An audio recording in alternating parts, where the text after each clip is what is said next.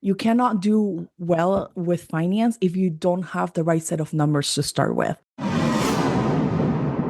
This episode is sponsored by TherapyNotes, therapynotes.com. Be sure and check them out, and be sure and use the promo code Gordon, Gordon, and you can try them out for 2 months for free.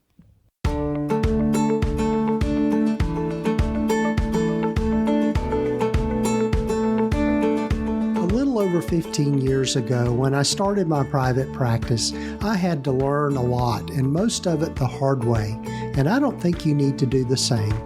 Hi, I'm Gordon Brewer, a licensed psychotherapist, and welcome to the Practice of Therapy podcast, part of the Psychcraft network of podcasts. Join me in this journey of discovery as we have conversations with other leaders and professionals in both the mental and allied health fields. Join us as we explore both the business and clinical sides of running a private practice.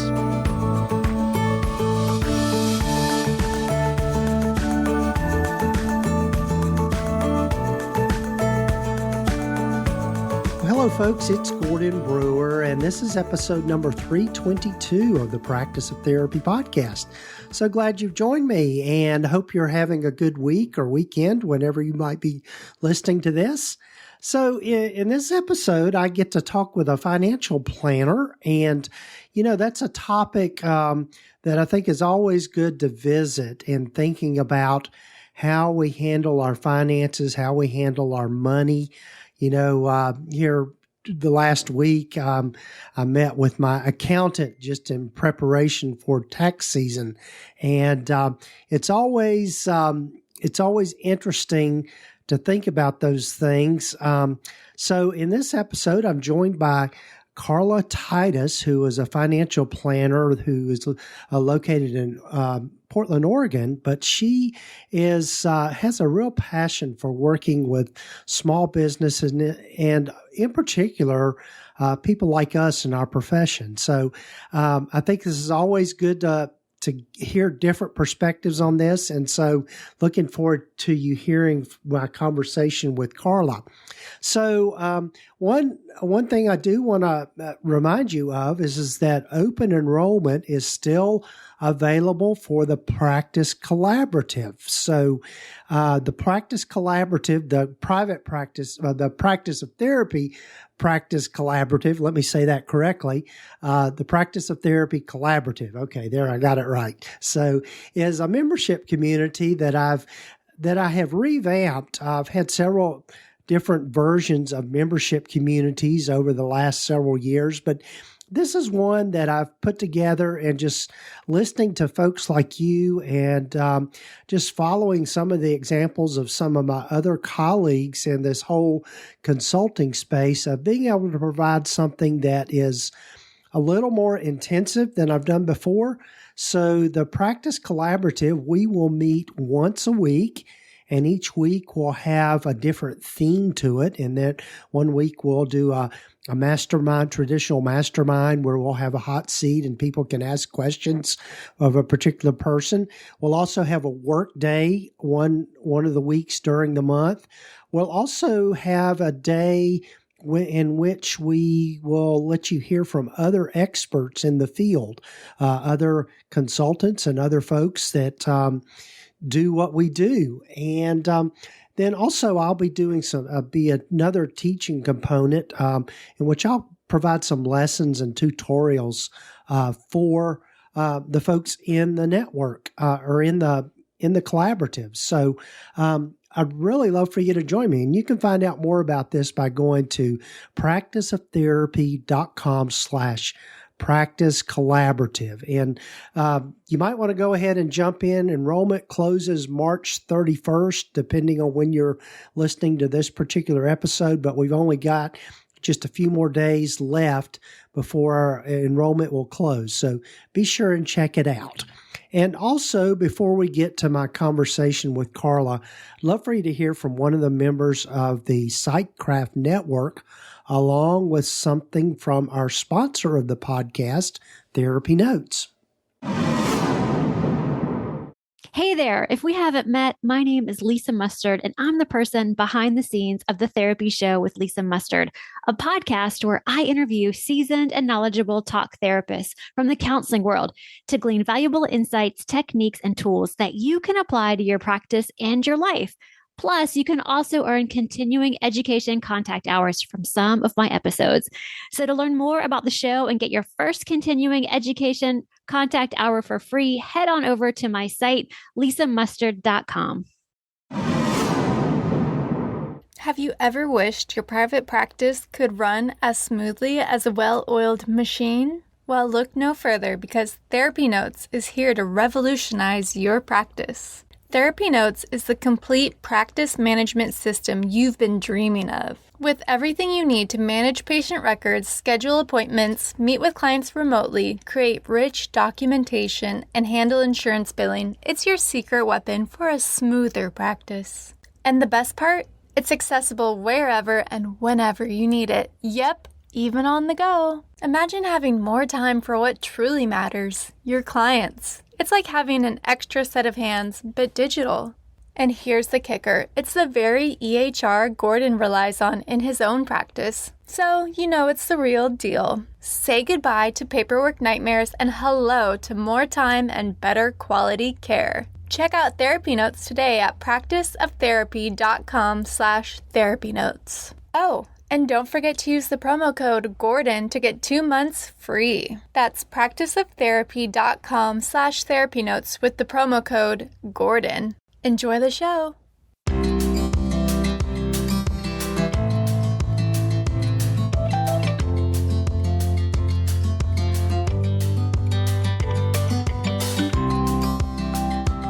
Well, hello, everyone, and welcome again to the podcast. And I'm looking forward to you hearing from Carla Titus. Welcome, Carla. Thank you for having me. Yes, Carla. And Carla is located in, I believe you said Portland, Oregon. That's Yes, correct. good. So as I start with everyone, why don't you tell folks a little bit more about yourself and how you've landed where you've landed? Yeah, my journey starts with a mom who's an accountant and me knowing that I didn't want to be one. But I was good with numbers. So I decided to go Mm-hmm. into business. And obviously, in business, finance is the profession I chose. I like money. I was good with numbers. So I figured might as well and leverage those strengths. And I started working in corporate about 11 years ago, doing all the finance roles from, financial analyst all the way to senior finance manager and controller. And I found that it was very rewarding to be able to help businesses understand the financial side of what was happening, of the decisions they were making, and the impact that that might have. And so I decided to bring that same corporate financial tools to a small business owner because I realized how much of an impact it could have to those small businesses that don't normally get access to this level of expertise, the support around the finances. Honestly, finances are not even talked about much in the world Mm-hmm. of business. It's really more about accounting or bookkeeping. And we kind of forget about this forward looking, forward planning function that is so critical and important in driving the business to the goals that they want to achieve, the growth that they want to see, and ultimately the profitability that we need to have to stay in business long term. Yeah. Well, you brought up something that's interesting that I think maybe our audience might like to hear the distinction. I know even in my own mind, when I think of finance, I automatically think of accounting and bookkeeping and all of that sort of thing. So how do you distinguish between, thinking about finances versus thinking about accounting and bookkeeping? Yeah, that's a great question. And I will say it all starts with a solid foundation. And that's why I bring up bookkeeping and accounting, because you cannot do well with finance if you don't have the right set of numbers to start with. So having a good bookkeeper in your team, having a good accountant for the tax strategy side of it, it's going to be critical pieces and the foundation we build finance on. And so if we don't start by having that solid foundation, then you can't really build a house on top of crumbling Yeah. foundation. So we want to start with that. But the finance function is really a proactive forward looking, a proactive planning approach, a starting to craft what could be in the future and also put solid plan of action to execute towards those future goals that you've outlined. I think often what I see is CFOs are putting numbers out there, but they don't really know how you're going to be able to achieve them. They're not telling you how. And you're just sitting here thinking, I don't know if I can achieve those goals. Those seem really unrealistic. But if I give you 10 actions to take that would help us get into the direction of achieving those goals once we define them, now you're more likely to take action and execute. And even if you don't hit those goals, you'll most likely be better off than you were before because you proactively address and plan for your business success. Right, right, yeah. So, with your approach, how do you begin to do that with the people you work with? Yeah, so with clients, we start with what we call a strategic financial plan. And it's really outlining what is the next 12 months going to look like for your business. If you don't have any kind of goals, you don't know what you can achieve, we'll start by looking at what have you done so far and then start to get some data points on what could be possible. Sometimes what I find is when looking at numbers for clients in the past year, they had some really good months and they had no idea because they never looked at it. They Mm-hmm. then we ask the question, what did you do differently on those months to achieve those higher goals? And then they'll say, oh yeah, I did this marketing strategy, I went on network, I did this and that. And we're like, why are we not doing that again? And Mm-hmm. not trying to reinvent the wheel, trying the next new latest thing, investing in a new venture, which is totally fine. And we want to do some of that as well. But let's do what was working. Why work harder? Like, let's work smarter. And your numbers will tell you when that happened and why. So, if we can start by looking at what we've been able to accomplish. If you are a new practice and you maybe haven't gone through a cycle yet, we would just make some assumptions. We will make some educated guesses of what's possible.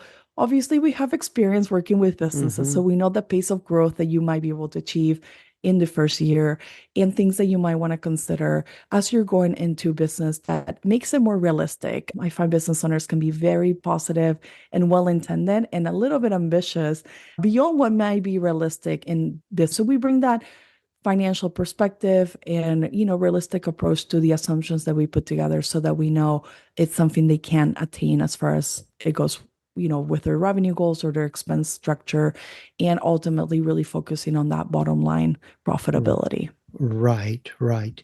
Yeah, I think, one of the things when we think about profitability, I think sometimes we don't really know about how that plays into what we pay ourselves and all of that sort of thing. And so, why don't you say more about, one question I guess that comes to mind for me in your experience in working with mental health practices, what is a good amount of profit percentage wise for people to be thinking about that is realistic? Yeah, so we like to really set some what we say benchmark or average type of goals. And then we obviously always want to throw in a little stretch goal there for those practices that are feeling a Mm-hmm. little more ambitious and maybe want to, Mm-hmm. strive for the max profit they can get. But really, realistically speaking, if a practice is scaling year over year, you're going to see somewhere between 5 and 15% profit, especially if you're getting bigger as a practice and multiple millions of dollars. That profit might, percentage might be smaller, but the absolute dollars are bigger. So then it still Mm-hmm. works.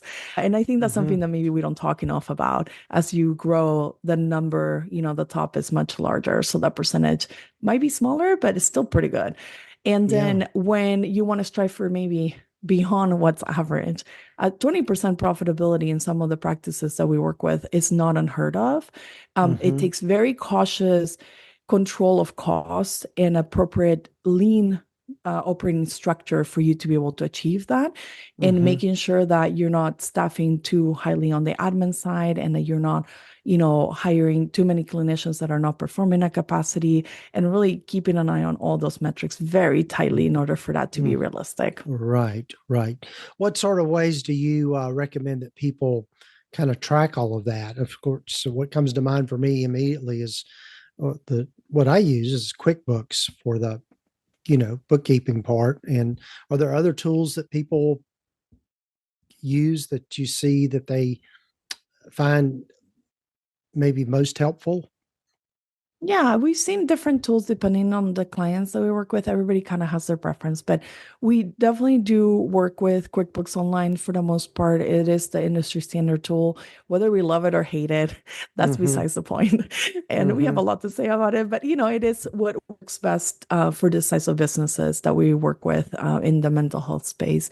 And that is just the starting point. That's going to give you your three financial statements, your profit and loss, statement of cash flow, and balance sheet, which ultimately will be needed at tax time. So we want to make sure that you're keeping with that every month, reconciling, categorizing things on the bookkeeping Mm-hmm. side so that you don't get behind and have to catch up. As far as beyond your accounting tools, there's obviously a plethora of key performance indicators, KPIs that we could be tracking as a practice. One of them Mm-hmm. could be your weekly capacity. Are your clinicians, billing the hours they need to be billing, hitting the minimums that you've assigned to them? And if not, what can we do about coaching them and helping them achieve those goals? And if you're seeing some trends, for certain people that are struggling, it's time to step in and really help guide them and share your experience on how to best improve on those metrics. And a lot of the other leading indicators that maybe we don't talk enough about is really inquiry calls, conversion to first appointments, making sure you understand how long does that take? Are we getting enough inquiries? Because that is the starting point on how you will eventually generate revenue with clinical billable hours. And if you're not looking at those metrics and you all of a sudden realize you do not have enough intakes happening, then you need to go fix that first, because that is Yes. where it all Yes. starts. Yeah, yes. I'm reminded of my friend Casey Compton, who wrote a book called Fix This Next for mental health providers. And she talks about that as figuring out what are your KPIs and where are the leaks, as I like to call it, and just Mhm. where are you missing money that could be potentially brought in that you're missing. Absolutely. And another aspect of this whole cost structure that you want to be looking at too is how you compensate your clinicians. Are you doing Mm-hmm. salary for a minimum number of hours and they're not meeting those minimums? Then Mm-hmm. now you're paying out more than what you're generating from a given clinician. And short Mm-hmm. term, that happens because everybody has to get up to speed. And maybe if they're new, they're ramping up and it takes 2, 3 months. But over time, they should be producing more than they're costing you. And if you're not Mm-hmm. looking at that, and you're feeling really strapped for cash or you're feeling like you're not making ends meet in your practice, that could be an area that you could start to do further research if you need to switch them to hourly or some other model that might work better for both that Mm-hmm. clinician as well as the practice. Because at the end of the day, we do want to retain clinicians and we want to make sure we have a healthy practice to be able to continue to employ clinicians long term. Right, right. Yeah. And I think that's a common mistake and it's one that I made early on is when bring on clinicians, you can end up paying them too much and in a way that's not sustainable. And I know that was a big mistake I made in that I kind of arbitrarily picked what I was going to pay them without really thinking as much about, okay, is this sustainable and is this going to be profitable? Absolutely. And I think that's why before we make those decisions, it's really key that we run the numbers and do some scenario planning around what can we afford to pay people? Maybe we can only afford to bring associates at this level because we just can't afford the hefty salaries of an experienced hire. And that Mm-hmm. is sometimes the reality of a lot of the practices, but they're not looking at that decision. They're just making it without the numbers and the data, and then later dealing with the consequences of having, a lack of workload for those clinicians and then just seeing the Mm-hmm. consequences of their cash disappearing and they're like not sure why that's happening. And again, we go Mm-hmm. back to the numbers to be able to find the answers. Right, right. Yeah. Yeah. So other than tracking the number of referrals you're getting and clinician caseload, what are some other essential KPIs or key performance indicators that you recommend that people track? Yeah, if you're in insurance-based practices, making sure that you're looking at your average reimbursement rate is going to be another key indicator if you're healthy or not. Is that going up over time? Is that being cut down because insurance companies are not paying as much, or are they Mm-hmm. giving you the appropriate increases? Are you asking for the appropriate increases every year? And making sure that you also, on the private pay side, your fee structure is changing and you're updating those prices over time because as you know, everything is more expensive, labor is more expensive, and Right. all services and costs are going up. Therefore, your practice should be revisiting pricing every year just to make sure that you have enough margin in your practice to Hmm. afford all the things you need to afford that are just now more expensive. Right. Right. Yeah. And again, that's something I've kind of learned the hard way is that I probably held off on increasing my prices a little too long. But, once you did make those, even if it's an incremental increase, really doesn't create a problem for clients or that sort of thing. And it increases the profitability. Yeah, and we always give advance notice anyways, as you know. And clients get to choose. You don't have to choose for them what they can or cannot afford and how their budget's going to work out. If they find that it's valuable for them to see their therapist, they will prioritize it.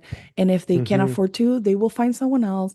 Make sure you're competitive for your area. Of course, you don't want to be priced Hmm. out of the market.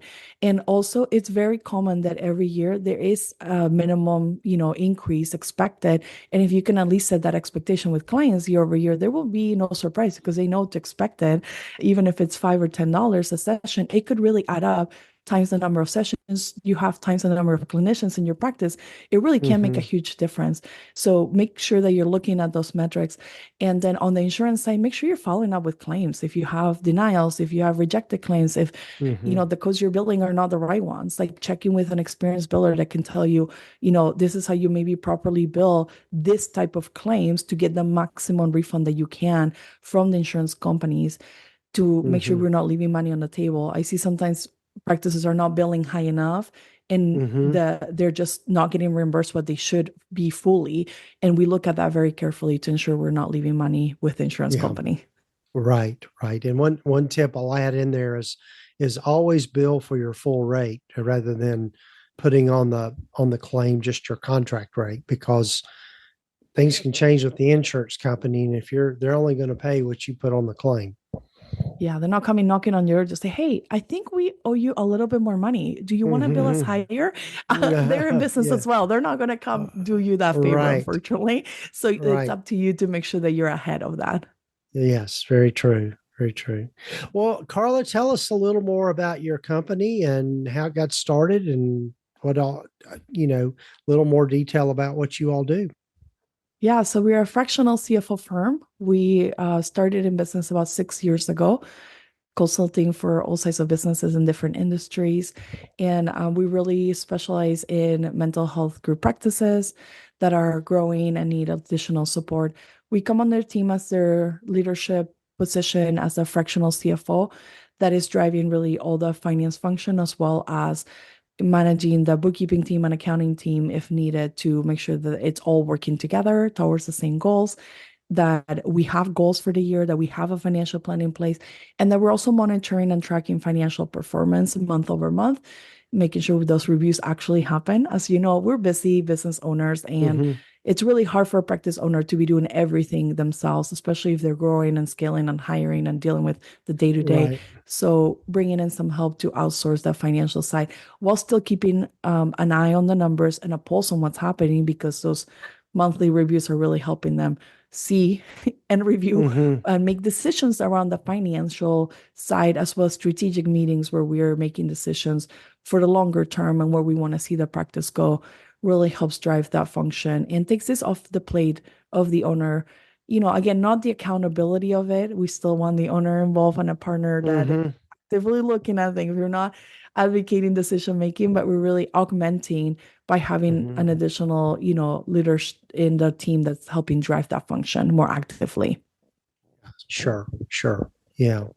Well, Carla, I've got to be respectful of your time. And, this is always an important topic, just thinking about profitability. And, I think most of the listeners understand that if they're not making a profit, they're not going to be able to stay in business. And so it's such a real important thing. And I think this has been a good refresher in the things that we need to keep our eyes on. Any parting thoughts about this topic? If you struggle with your numbers and shy away from looking at them, just remember it's not a reflection of you as a person. This is just your business. You can improve it, but you need to know your starting point so that you know whether or not you're making progress towards a desired goal. So make sure you take a Hmm. look at that P&L if you haven't for a while.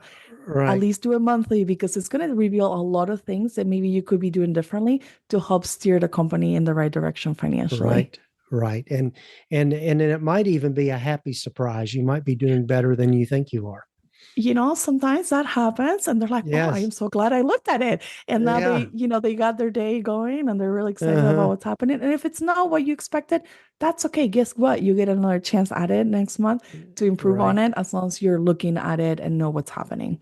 Right. Right. Well, Carla, tell folks how they can get in touch with you if they want to learn more from you and that sort of thing. Yeah, make sure that you go to our website, wealthworthwithin.com. You in the contact page, you're able to set up a free call if you're ready to hire a fractional CFO. If you're not ready for that, but want to stay in touch and see what we're up to, you can subscribe to our newsletter.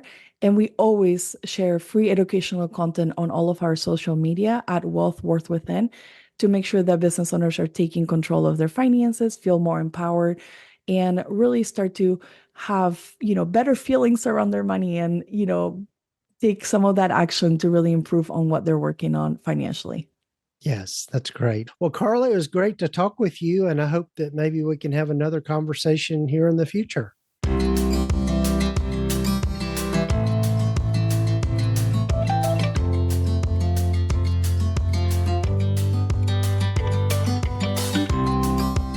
Well, a big thanks to Carla for joining me on the podcast. And, like I said, this is a great topic to always revisit. And I hope that maybe you got some tidbits and some things to think about. And as much as anything, I hope it encourages you to look at your numbers a little more closely and analyze things and get with some experts around that. I know, like I said at the beginning, I think I said this at the beginning, that I met with my accountant this past week. And one of the things about that is that it always gives me a little more clarity about what I'm doing, and just being able to talk with someone about tax implications and, if you're making enough profit, if what you're doing is financially sustainable. Because I think what can happen is if we don't have a pulse on that, things can get out of hand pretty quickly in a practice. I've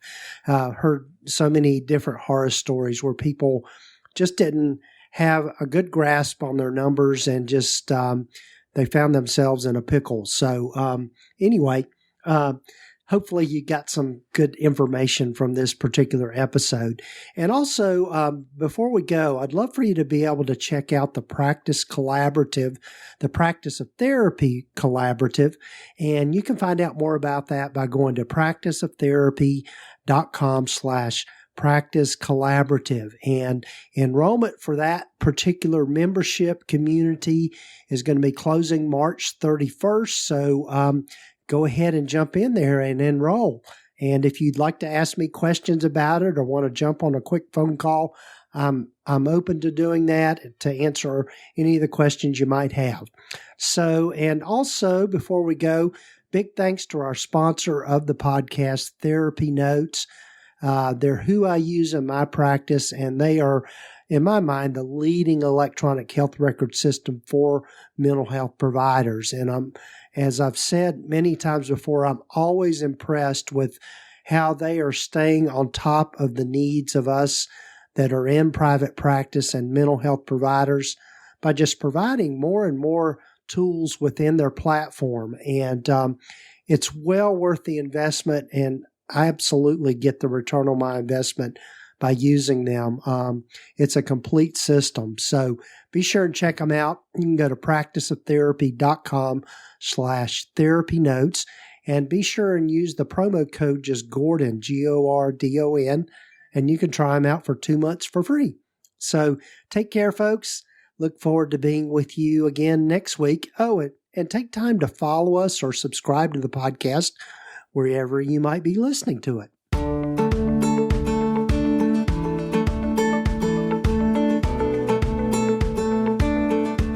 You've been listening to the Practice of Therapy podcast with Gordon Brewer, part of the PsychCraft network of podcasts.